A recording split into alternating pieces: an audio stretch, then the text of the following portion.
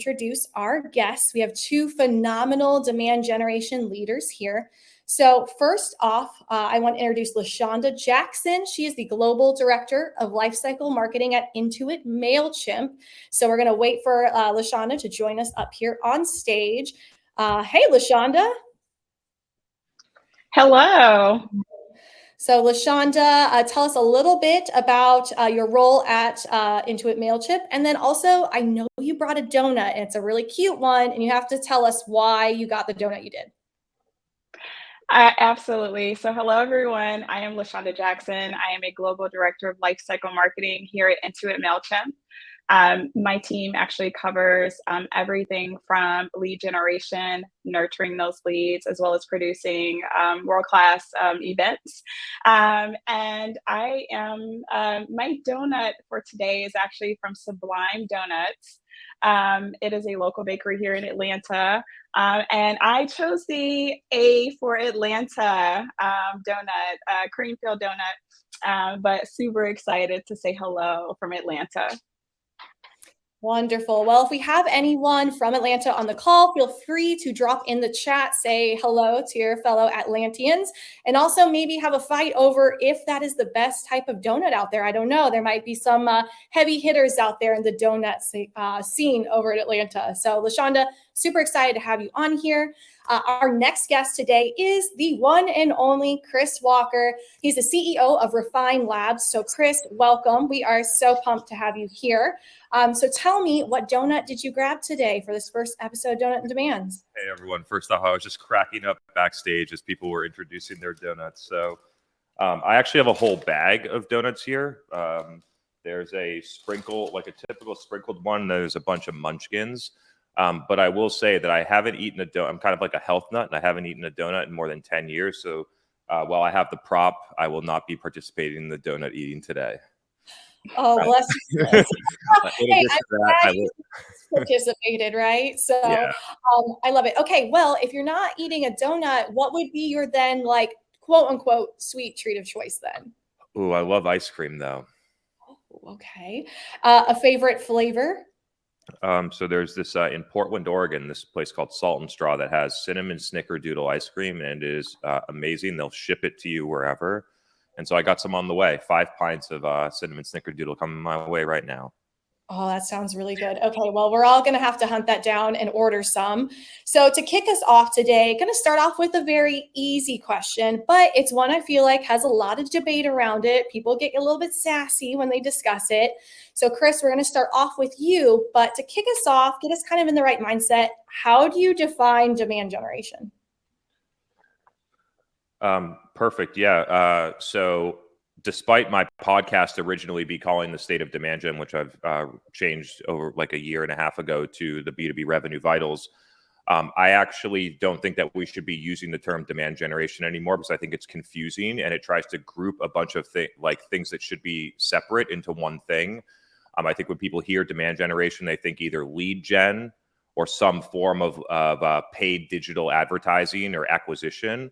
And when you think about the things that you need to accomplish in order to generate a net new customer, you need to create demand, you need to capture demand, and you need to convert demand as a holistic revenue team. And I really think we should be looking at those 3 buckets, recognizing that sales and SDRs and marketing can play in all 3 of those things.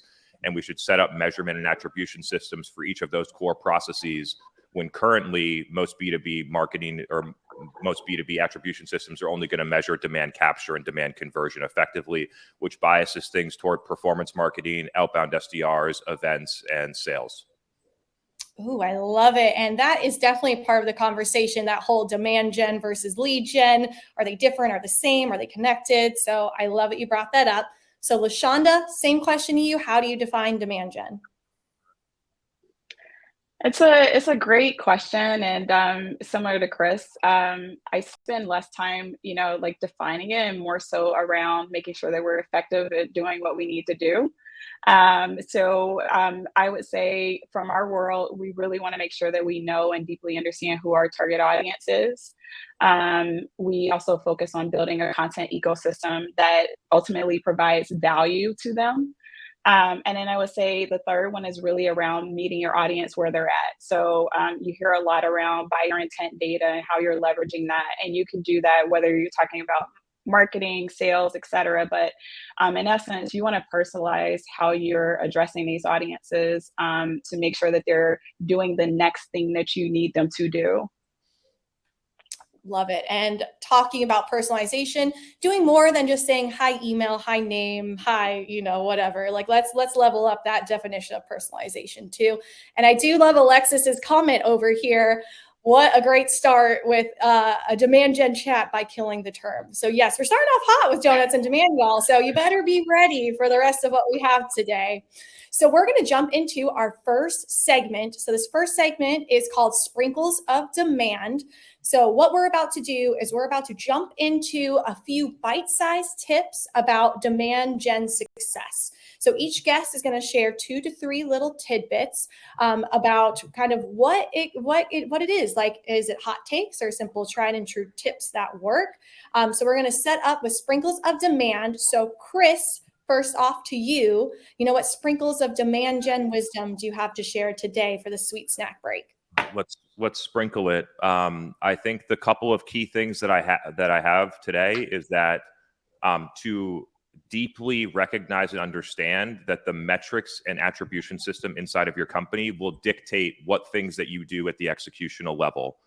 If you look at a common company and how they look at direct attribution on leads, it forces you into performance marketing on Google, content syndication, leads. If you measure on MQLs versus pipeline, it's going to drive you to different things. So if you're wondering like, hey, we're doing stuff, it doesn't feel like the right stuff, I can't launch my podcast or do other things because it's not going to get measured, then you need to look at the metrics. And so being able to understand what is the root cause of the problem here. Is it because I suck at executing or we suck at executing right now? Or is it because the metrics don't allow us to do the things that are going to work for our customers? The second thing is, I don't know, some people might call it a hot take. I don't think it's that hot though. I think that for the most part, third-party intent data is mostly a sham. And third-party intent data with an ABM vendor, for instance, will get shoved together with first-party data where all the value is coming from the first-party data, but it's a black box and it's masking all these other things in third-party. In addition to that, I believe that that Facebook's advertising algorithm is basically a anonymous intent system. And I think they have the best algorithm in terms of advertising and targeting and and contextual distribution and ads to a level now where most really strong Facebook ads people will not use targeting at all. They will here's the creative, here's the message, run it to whoever is going to accomplish the objective. And Facebook is very good. The pixels on every single website, basically on the internet. So if I am trying to buy event software and I go to a Goldcast competitor's website, then Facebook would know that and then serve me the Goldcast ad if they were buying ads on Facebook immediately. And so I think that as we think about intent data in B2B, we tend to think about it as what can our ABM vendor, or what do the review sites, we think about it at that level. But I think by expanding the definition of how we use it, we might end up in some different, not more interesting, but some different interesting use cases. I have to say, Facebook ads. I have not thought about Facebook ads for a hot minute, probably. So I like that you bring that up. And that's a really fascinating point with them being really almost the product leader at this point in time. So I love you bring that up. And I would love for people to chat about the whole intent data, third-party data thing that Chris brought up, whether you think it's a hot take or not. So LaShanda, over to you. What sprinkles of demand do you have to share today? I actually think Chris brought up a really important one. I think we care about it as well. I think, as you all know, in terms of being able to target audiences with paid media, a lot of times for B2B marketing in particular, you may not necessarily know who they are. It's cohorts and groups of people. So whether you refer to it as zero-party data, first-party data, et cetera, I think part of whether it's our event strategy, and I'll probably get into this a little bit later, or it's thought leadership content, like gated content, things like that. People are doing more and more to try to identify who the people are behind it so that they can then personalize their marketing. Obviously, I'm in lifecycle marketing. So a lot of times we're sending out communications. I'm working with my peers. And ultimately, we want to make sure that people know that we see them and we're recognizing them as an individual and not as this, cohort or cluster of a group. And so, I hope that's helpful. Yeah, and I think one key here is finding the balance, right, between your gating strategy to get that data, but then also giving enough away to your audience to make them feel like trustworthy in your brand and reliable in your brand. But I think those are really great points there. And so we are going to move into our next segment. If you have not yet jumped into the polls tab, there is a poll open. We would love to hear from you about how you heard about Donuts in Demand, especially because this is our very first episode. So please let us know how you heard about this show. Would love to know. And also, I am very amazed by the type of donut poll. We have closed that one and glazed won. Like, I don't know about you all, but I'm kind of flabbergasted that glazed won, not only like won, but won by like a massive percentage. Myself, I'm either more of like a cake or filled person. And someone did pick, I hate donuts. Chris, was that you? Someone else joined me. Oh, someone else joined you. Okay, it's fine. You have a friend in your club.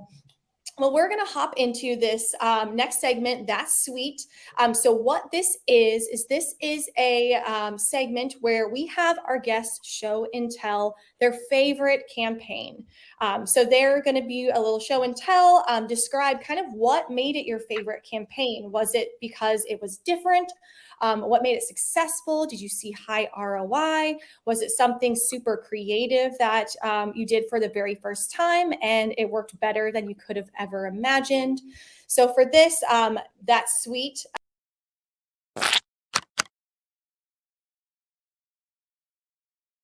So yes, like we said, that's sweet is where we're going. And LaShanda, you're going to kick us off. So tell us about your favorite creative campaign. I believe you have a video at some point to share with us. I do. And oh my gosh, over my career, I've had my favorite campaigns, but I would say my favorite one at the moment is actually one that we just launched as Intuit Mailchimp about a week and a half ago. It is called the Customer Campaign. So, just prior, it was a very interesting conversation around that. And the Customer Campaign really got at just this critical insight, which is, as marketers, I think we all cringe when we are marketed to and you're like, you don't see me, nor do you understand the challenges that I'm going through.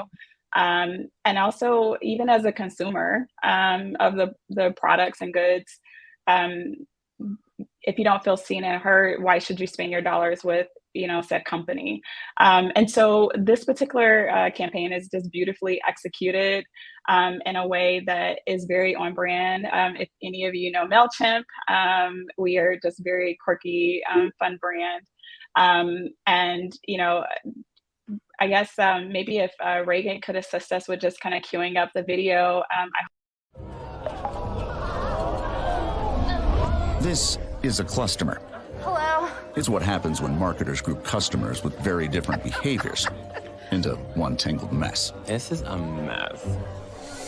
With Mailchimp, marketers can use real-time behavior data to personalize every email for every customer, turning clusters into customers. Intuit Mailchimp, the #1 email marketing and automation platform. That was epic. I was like laughing so hard. I hope I didn't ruin your all's viewing experience. That was great. That's awesome. Yeah, I do want to give compliments to Wink, which is Mailchimp's in-house creative agency. They're absolutely amazing partners, and we could not do what we do without them. And LaShanda, I'm interested, how did this idea spark? Where was the initial concept for this campaign and why did you choose this idea? But I think if you're familiar with Mailchimp, you probably know us from like way back when. We, bootstrap company, really invested in helping small businesses get started, and that is our focus, obviously, to make sure that we are supporting small businesses around the world. But in addition to that, I think our products have now but become more sophisticated, if you will. And so this is like an opportunity for us to kind of reintroduce ourselves to advanced marketers, to let them know the changes that we've had, with not only our product offerings, but our services that we also offer, and letting them know that we get the needs of advanced marketers around the world. So, but I think part of that is also making sure that people understand that we understand the pain points. I've worked, my career spans from HP to working agency side with, supporting brands like campaigns around for Unilever, and even Home Depot before Mailchimp. And so obviously when I came here, I was so excited about having a platform that we could do all of our marketing from. That's easier said than done. And I think we've worked a lot over the course of the last 3 to 4 years to get it where it needs to be. And then with the acquisition of Intuit, they really have just really powered the growth, and our ability to meet the demands of marketers today. Well, I love that example, especially with my background. I come from an organization that made 5 acquisitions in 2 years with the dream to be a platform company after being a single product company for a very, very long time. And having been established in that product vertical for a very long time, it can be very, very hard to reposition yourself in front of your audience when you have those additional offerings. And I think that campaign really showed the broadness of your platform and all the things Mailchimp can do besides just the email marketing most of us are probably commonly aware of with Mailchimp. So thank you for sharing that, LaShanda. So Chris, we're going to hand it over to you. What has been one of your favorite campaigns that you've run either for Refine Labs or for one of your customers? Cool. First off, LaShanda, that was super cool. So thanks for sharing that. Great creative work. Yeah. So for those of you that don't know, my company Refine Labs has probably built and executed creative campaigns for over 200 B2B companies in the past 4 years. So we have a lot of breadth. It didn't feel right to me to pick one out of the 200 and use that. So I'd rather just tell a lesson than show an example here. And so I think a lot of marketers and companies think about things in terms of campaigns, which is great. I think about things as programs over campaigns, which means they're always on. The impact is cumulative. There's consistent output over time. I think campaigns come and go. I think that having a program that's always on mixed with one-time campaigns that mix in, I think that's where you get the beauty and the magic. So, and I think that the always on campaigns are like the beat of the drum that keeps people familiar with your company. It's my podcast. It's the LinkedIn content. It's an event that you do every week, whatever those things are, that build affinity and repetition and familiarity so that when you do the campaign, it really lands. And I think that B2B companies struggle a lot with, and they do things, but I think getting an effective always on engine can be a challenge for a lot of companies, whether that's thought leadership or just having fresh creative and messaging for LinkedIn ads for the whole year. I think either one is challenging for B2B companies. And so I would encourage people to think about that layering of things, of having an always on engine that's consistently happening, that's repeatable, that drives results, that the accumulation of results gets better the more that you do it. Like our podcast, which has generated more than $25 million in revenue measured through self-reported attribution in the past 24 months. You get cumulative major outputs when you do it well. And then being able to mix the creative, big thinking, some people might think about as risky. One-time campaigns, by the way, should be risky. You should be taking a chance. Not all of them are going to work. That's why it's a one-time campaign and not an always-on campaign. And I think that having that level, having the backing where you have always-on campaigns that work, fuel the creativity and the quote-unquote risk-taking at the one-off campaign level. So I hope I didn't show an example, but I hope that sort of insight was helpful. I will say that's super helpful because setting up that differentiation between programs and the always on and the campaigns, that is super impactful to me, even in the own work I do at Goldcast and just how I phrase that, how I think about that, how I approach that. I love the risk taking part of that for the one-off campaigns because that is where you can take those bigger risks, those bigger gambles. We do have a question I want to ask Chris before we move on from this. So Alyssa Wells said, what have been your most successful always on campaigns? So can you talk a little about that? You brought up your podcast, but any other examples too? I'll talk through one like with an anonymous customer and then one for my own company. So like when we think about a program, like, so one of like the show that I did called Demand Gen Live, I would look at as a program. That program creates content. It hosts an event every week. And then downstream, you get all of the video content that then could be distributed on LinkedIn and TikTok and YouTube and the website. And you have audio content that could be distributed on a podcast. You could have someone rewrite them and transcribe them into blogs for website content if you wanted to. And I think about that whole system as one program. And that you need the event and the podcast to even have the video content for LinkedIn. And so therefore just thinking about them all together. And it's thinking about how do we connect a consistent content creation framework. I like pairing it with live events. I think it's the most effective. I think you get the best real-time audience feedback by doing a live event. And then how do we have a consistent flow of content post-production and then distribution through channels that is consistent, repeatable, and scalable. So those are how I think about that.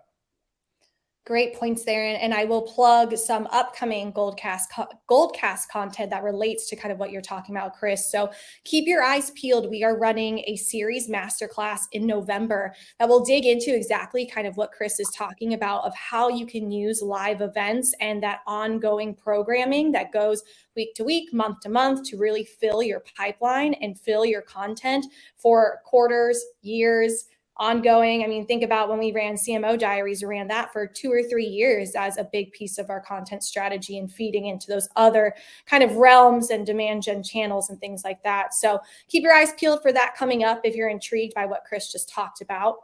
And we're going to move into our next segment. So this is called Donut Delivery.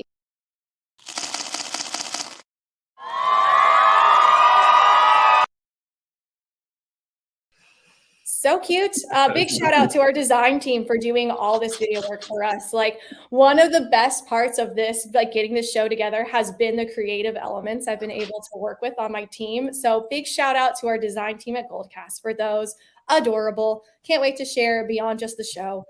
But Donut Delivery is all about how you're boosting conversions. So this can be event registrations, content downloads, email signups, event signups, live event attendance, whatever kind of conversion point you want to talk about. But Chris, we're going to start with you. So what are some of your secrets for boosting conversions and really getting those donut deliveries happening? This might come as a shocker, but like I don't optimize for any of those metrics. I don't care about if we get a 1% extra conversion rate or event sign up. I don't gate content. I don't recommend that our customers do either, but it's a entire mindset switch that requires mindset switch, then metric switch, then execution switch. So I get that some people still do it. I think that what I optimize for across the whole go-to-market and what we do in the analytics for our customers is optimizing for closed won revenue with a leading metric of qualified pipeline. And when you look at those two things as a marketer, what do we need to do to optimize those metrics? We need to get people to want to buy.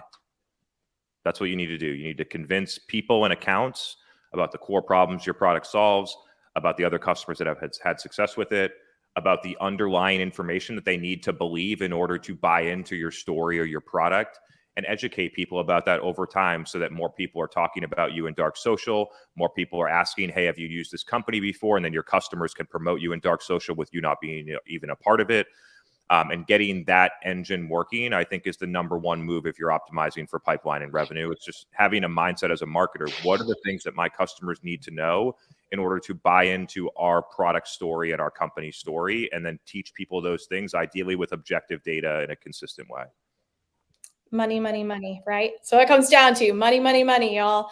Chris, follow-up question for that, though, for any of our audience members who might be stuck in an organization that is still very much lead focused, conversion point focused on what we kind of started that conversation with. How do you, what advice do you have for them of maybe changing those mindsets into more of what you're talking about, of paying more attention into that pipeline, that funnel, those closed ones, those ops? Yeah, it's like for the most part, like I'll answer that question in a second, but the way that I sort of think about this is like if the metric is an MQL and I was responsible for optimizing that, I know a million different ways to get super cheap MQLs that make no impact for the business. And so it's just a misaligned metric between the marketer trying to optimize to get the cheapest MQL. As the MQL cost goes down, typically the quality goes down too and the volume goes up. So there's just a misalignment of metrics. Typically, what the easiest thing to do is, especially if the motion is get a lead and then have an SDR directly call that lead, is to look at the source of those leads and then measure the disposition of those leads from converted to an opportunity, converted to qualified pipeline, converted to closed won. The average thing we see across more than 100 companies of data is companies that run high volume, low cost performance marketing for MQLs will convert 1 in 1,000 of those leads into a customer within the next 12 months. And then when you boil that up to overall cost of customer acquisition costs blended against sales, SDRs, and marketing and other things, you can make a very clear case about why this is actually a waste of marketing dollars, SDR time, and sales time. And that's the approach here is based on data, not opinions. So, and the data is usually pretty clear in there to at least cut some of the things. So it's not, and basically helping to use data to educate an executive and executives that are already doing this. It will take years to actually make this change. I'm just being honest with you. I've done it myself in companies. I consult on it right now. It'll take a long time if the person that makes the decision doesn't get it yet. So be prepared for that. It's a great builder of your career, figuring out how to explain that and change an organization. So I'm not saying don't do it or bail out, but just be prepared and have the right expectations.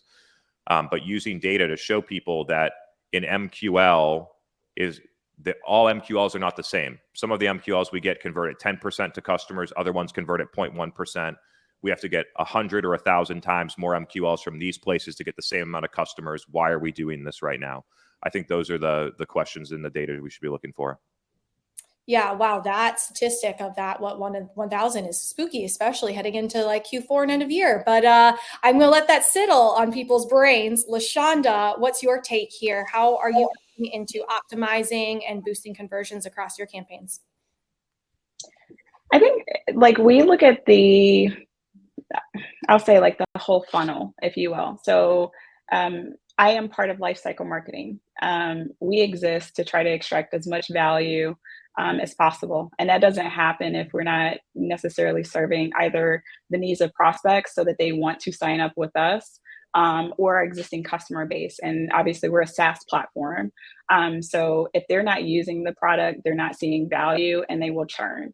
So our team really focuses on, ultimately events, as an example, is a part of like that ecosystem in terms of how we're supporting customers. And so I would say that, I have the very first life stage. My role is all about generating new leads, nurturing them, and ultimately driving conversion. But that conversion piece doesn't necessarily happen without the partnership with one, I would say like analytics and being able to get the reporting.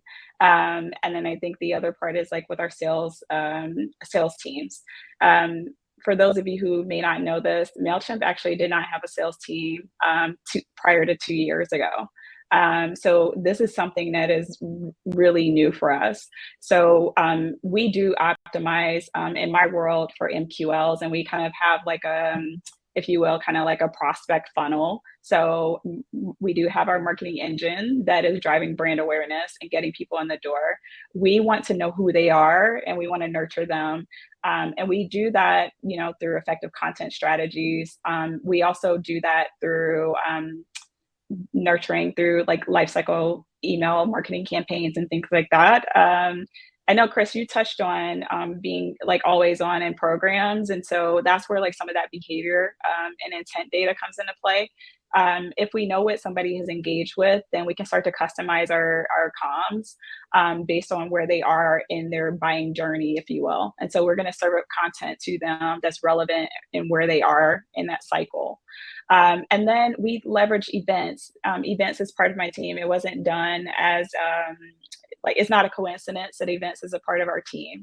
And we really do like leverage like always on webinars. So we have monthly webinars and you'll see much more from us in partnership with Goldcast. And then we also have, you know, our like in-person events and things like that. And so what we do is really focus on curating. We want to get people into the event. We want to, you know, make sure we have the hottest speakers, thought leaders that people want to hear from. But guess what? You will also see our sales team there, our product experts, and we're doing demonstrations because we need to show you the value that we bring, whether that's from helping you up level your skills as a marketer, to how we as Mailchimp can help you with our offerings, to the services that we provide. And ultimately, if we're doing our job right, you're getting, you know, qualified leads. And we define marketing qualified leads in partnership with the sales team. So it's not a marketing function as a part. We actually work with our sales team to kind of really dial that up. And then we look at how well we're converting, and then we optimize the work that we do across all of our channels. Love it. And I think you brought up a very good point of being able to bridge the content you're creating and what your audience is after, and integrating your product in a way that feels more natural and welcoming and not a sales push, right? Because that can be an easy pitfall to fall into of like, oh, but I have to just be so product focused and I need to show all these things and the bells and whistles. And it's just finding that easy, organic connection between the two. We have one final segment to jump into before we open Q&A, but there is one Q&A I want to bring up that's related to this conversation. So Christina Gaspar over in the chat, and then it looks like Natalie Schuler, I'm sorry, I just really butchered your last name, I'm really sorry, have both kind of upvoted. So Christina said, my org sales cycle is 16 months long at times. What indicators of success do you recommend we measure? Because they can't have an immediate kind of opportunity or closed one in that situation. So Chris and or LaShanda, who wants to answer that? Why don't you go, LaShanda? You're in a super velocity sale, so maybe I should answer it. You decide. If you have something to weigh in, you go first. Yeah, I would say like our sales cycle is roughly about 6 months, especially for ones that our sales team is engaging with, because they're probably larger companies with multiple decision makers. So in that case, I would say that's where that prospect funnel, like, or that sales funnel, if you will. And so then we're having conversations real time with our team around making sure that we have KPIs that indicate success, you know, along the way. So from the initial engagement with them to are they engaging with the content and the things that we're putting in front of them, to are they exploring our product? And so we're kind of monitoring those KPIs so that we know when to serve up things with them. Now, are they having conversations with our sales team? Yes. If they're not ready at that juncture, then sales is going to give them back to us and say, hey, they need more nurturing.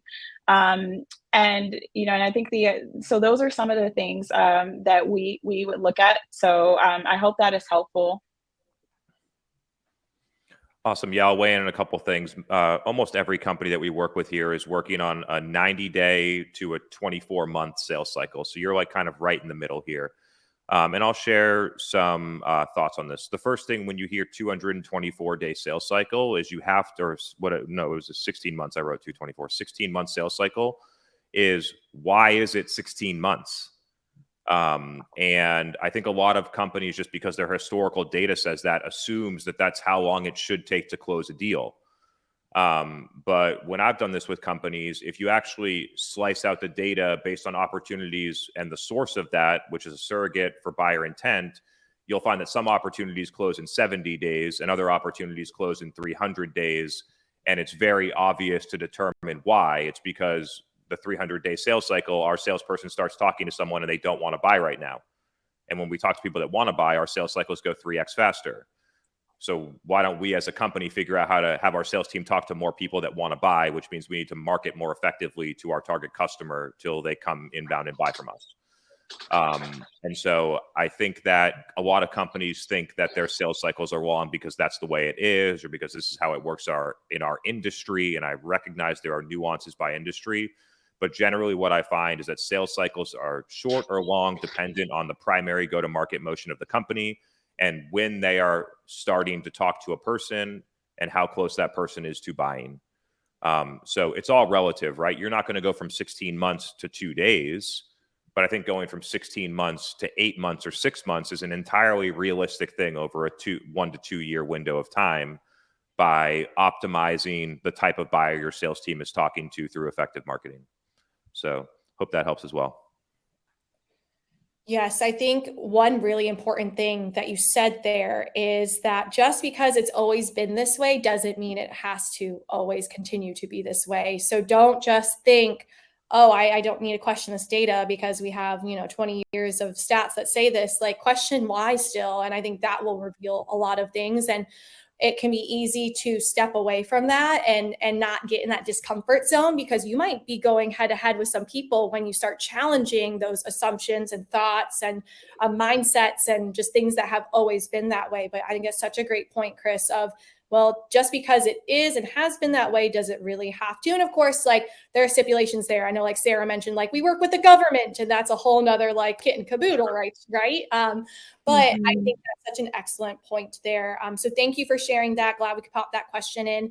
I know according to our timeline, we only have 5 minutes left in our episode, but we are probably going to go a bit longer. So if our audience can stick around, please do, because I know we have lots of Q&A to get to, but I do have one last segment to finish off our kind of segmentized part of Donuts and Demand. And this is donut dedications. So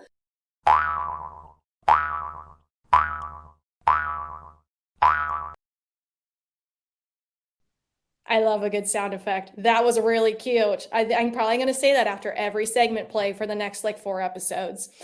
Anyways, so Donut Dedications is all about giving our guests a chance to shout out a marketer and a brand that inspires them. So first off, I want you to give an individual B2B marketer or demand gen marketer a shout out. And then I want you to give a brand you admire, likely in the B2B space. If you want to go B2C, you can, but I think a majority of us work in B2B. So we always like seeing the best of the B2B rise to the top. So LaShanda, who are your donut dedications for today? Oh, gosh.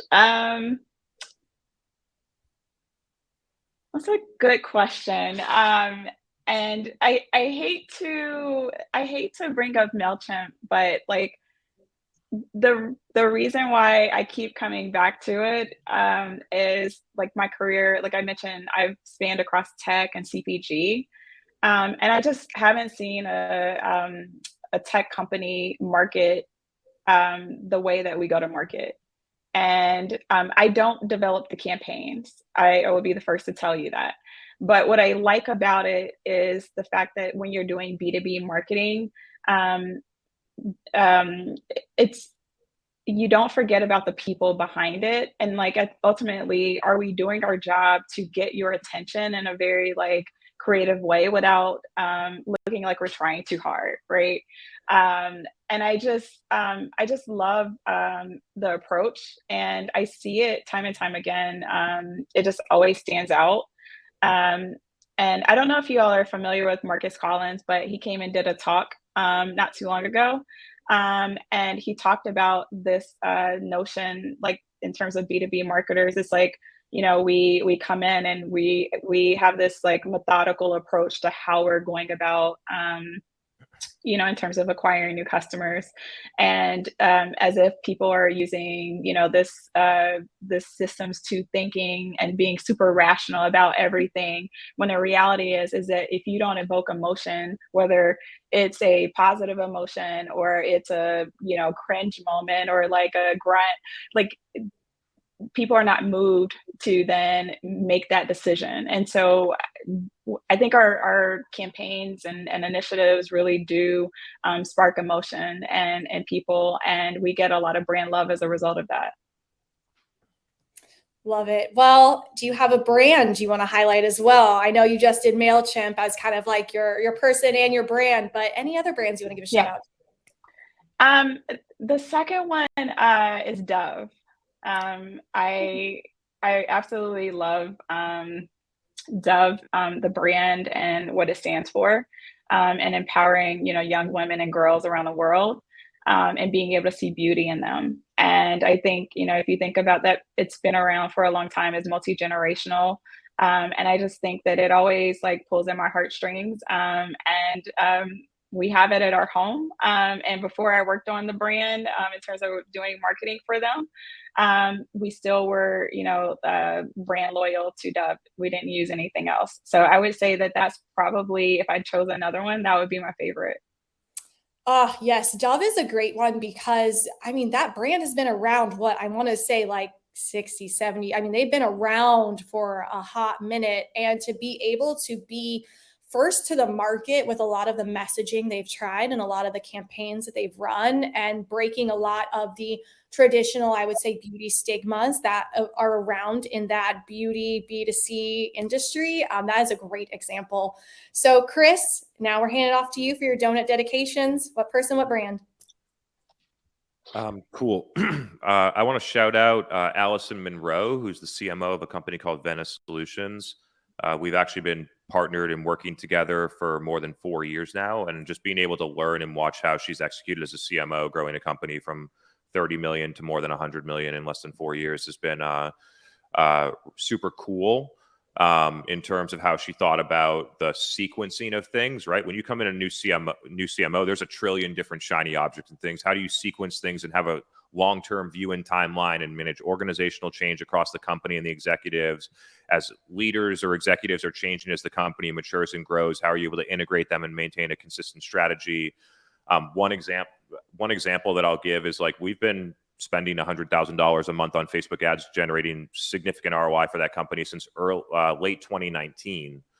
And when iOS 14.5 happened, all the attribution went away. And that channel was clearly working when the attribution was there. And then one day you go in and there's zero. It says you're spending $100,000, getting zero back.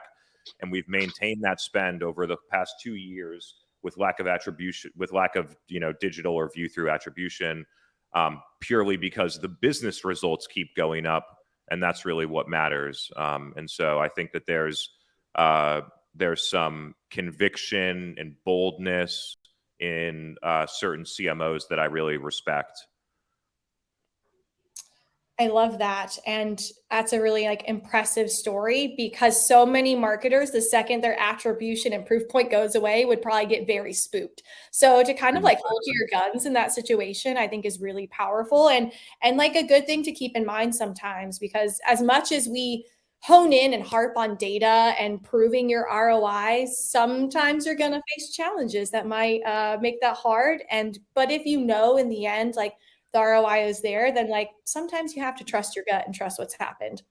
So now we're going to jump into Q&A. So as a reminder, you can submit your questions right now in the chat. And also you can always email me. My email is lindsay@goldcast.io. Feel free to email me a question before an episode and we will add it into our queue. So I do have some questions queued up here. So first, and again, my apologies if I butcher people's names. I'm really sorry. But first off, from Natasha Rogers, Senior Director of Webinar Services at Actual Tech. Natasha, if you're here, feel free to say hi in the chat or add any context to this question. But she sent me an email before the episode and asked, do you have suggestions for convincing folks that super targeted filters are always the best approach? Thoughts on casting a wider net to not miss out on folks who may be interested in your message but aren't what you identified as ideal targets. So LaShanda, Krish, don't know who wants to start off with this one, but let's feel free to dive in. Take it away, LaShanda. All right. I'll take a stab at this one. I think this is one that we face here at Intuit Mailchimp. As I mentioned, we support small businesses, right? We have a history of that, and we have a lot of customers that have been with us throughout the years. But we support people across industries, right? From, people who have products that they sell, services that they sell, nonprofits, education. And so obviously it makes our jobs a lot harder to be able to, if we are launching a new product, how are we speaking about this product in a way that it can be leveraged across all of these different audiences?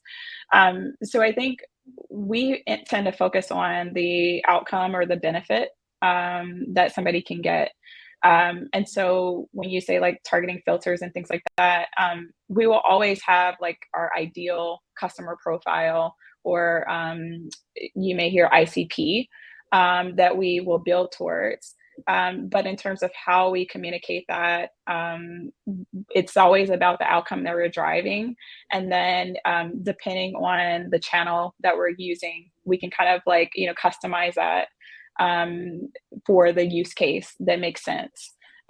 So I would say in this example, I would say if you're focusing on your value prop or your value proposition and the benefit, see if there is one that's shared across different groups so that you can kind of widen your filters, but you're sending a message that you can provide value that everyone ultimately cares about.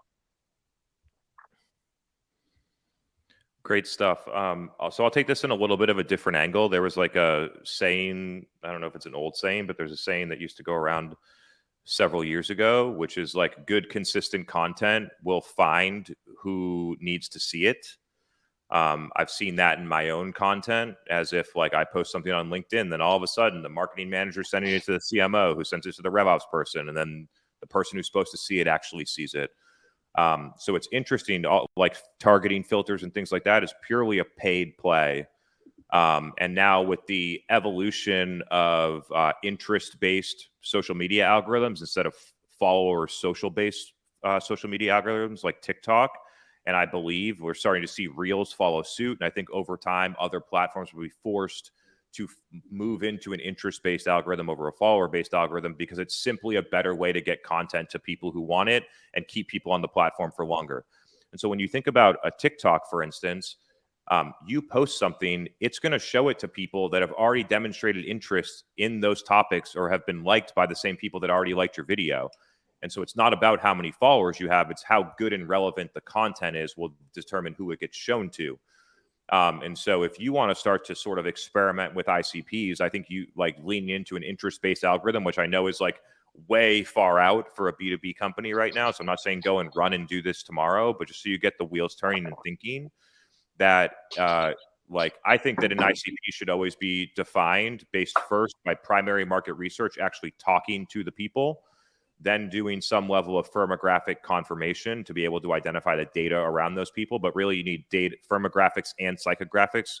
What do these people like and how do they think? I think that's how you should determine your ICP. But then as you start to test that with retention data from customers, engagement on social content, who's buying new stuff, like the ICP will change. But I don't think that that paying money to target other people is necessarily the right way to sort of expand or optimize or figure out your ICP, which a lot of startups do that. They say, let's figure out our ICP. Let's spend $50,000 this month to target CIOs and see if it works. Kind of went in a bunch of different directions there, but hope there was some helpful nuggets in there for you. Lots of good stuff there. So we're going to queue up our next question. And also, as an FYI for people, if you have not been in the Goldcast platform before, welcome. We're happy you're here. You can upvote the Q&A questions with a thumbs up if there is one question you'd like to float up to the top. So just an FYI there. So we have from Jacob, Chris, can you speak more in depth about creating demand versus capturing demand? What are the strategy differences and how does the entire company work together as an all-bound model to reach these goals? So the first step is acknowledging this binary decision in your target customer base, prospective customers, that every account that you want to target is one of two things besides a customer. They're either in market to buy or they're not in market to buy. In market to buy means they're demonstrating intent in most likely in places that are trackable. They're coming to your website, they're searching in Google, they're going to review sites, answering your opening your email, things like that. So you can make it's an assumed level of intent that because they're on their website, they're in market to buy. So just to be clear, it's assumed, like a sixth sense or a demand base will say that they're in purchase mode. But again, it's really an assumption based on some first party website data. And then you have not in market. These accounts are not on your website. They're not looking for stuff. They're literally either not aware or not interested in buying your product. This is very different than brand awareness. It's different between knowing the brand and wanting to buy the brand. So that's the difference between brand awareness and creating demand, knowing the brand versus actually wanting to buy it. When you're creating demand, when you acknowledge that these companies are not buying, and then you have to decide, am I selling a high velocity $7 a month product or something, or $60 pair of shoes? Or am I selling a $150,000 SaaS product that has 7 to 11 decision makers and the CFO needs to sign off on this 2-year deal? You need to understand the context of what you're selling and what those customers need to understand in order to consider or be in market to buy something. And then you need to effectively educate those people, ideally through content with effective paid and organic distribution, which then gets pushed into like their company Slack channel and sharing of content. And all of a sudden, somebody's starting to champion the sale internally, and they're looking at the metrics and they're building the business case and things like that. You need that. That's the hardest part in B2B marketing, because the metrics don't really allow you to do it. And because historically the sales team has been responsible for that part. Marketing gets a lead, sales convinces the lead to buy. I think now creating demand is marketing, quote unquote, convincing or educating the customer about why they should buy before they ever talk to sales. It's an entire mindset switch. Then demand capture, when that customer is looking to buy your category or your company, they go to very predictable places. They will go to Google and search your company or the category. They will go to review sites. They might go into a community and ask 3 other CMOs. They're going to go to your pricing page, or they're going to submit a demo. They do very predictable things when they're in buy mode. How do you then either just capture that intent straight away and convert it into a sales meeting, which is demand capture, intent, qualified sales meeting, at least in enterprise sales motion? How do you capture that? Or they don't actually submit a demo. How do you recognize those signals and then trigger some other action outbound, inviting them to an event, inviting them to a webinar, asking them for a meeting, some of those things. So that the system of capturing demand, when a company is theoretically in buy mode, how are you converting that into a meeting? It's almost like the theme of today is mind shifts, and how do we make mind shifts happen and refine our thinking, change our thinking? Well, y'all, sadly, we are at time. We have about 5 minutes left till the top of the hour, and I know we're all busy people and probably have meetings we have to go jump to. We really appreciate you taking the time today to take a break, to listen, to ask questions. I know there are a ton of questions that we were not able to get to. So what I'm going to do is I'm going to work alongside our guests to get some answers to those unanswered questions today. I want to remind you too, if you hit the bakery tab up there, there's some goodies in there to look through. If you want to see the people who are in here or learn more about the speakers, please feel free to take these last few minutes to hop into those little tabs up there at the top. And I also want to remind you of our next episode. So our next episode will be on October 10th. It's featuring Michelle Blondin, Director Demand Generation at ZoomInfo, and Brian Hansford, who's the Vice President of Growth at LiveRamp. So we hope you'll join us again for that live conversation around driving growth, reaching global audiences, and what sets enterprise demand gen apart. So if there are any enterprise marketers here, we would love to have you back next time. Again, if you have questions for that next episode, feel free to email them to me. LaShanda and Krish, we super appreciate you being here today. Any last words you want to share with the audience? Please take a few moments for that. I don't have much, but LaShanda, this was a cool format. It was really awesome to meet you. I didn't actually expect that this was going to happen, but it was really cool to collab on this with you. So thanks, and good to meet you. Same here, Chris. We actually know people from a past life, so I was super excited to meet you as well. Thank you, Goldcast, for really having us here today. And I say for those of you who've attended, this isn't an easy practice, if you will. So I think it's really about the whole of it. And I think Chris made some really great points about the building a always on, and think about all of your channels, think about your sales team and all of those things and the interconnectivity of it, because ultimately we're not going to be effective if we don't think about this as a cohesive unit and have shared goals and outcomes. So, but thank you for having us. Yes, of course. I mean, I think at the end of the day, it is a team effort and a marketer's job is never done. So that's why you have to come back for the next episode, right? You have to learn more, have to keep refining, keep changing, pushing us forward. So thank you all for joining us. We really appreciate it. For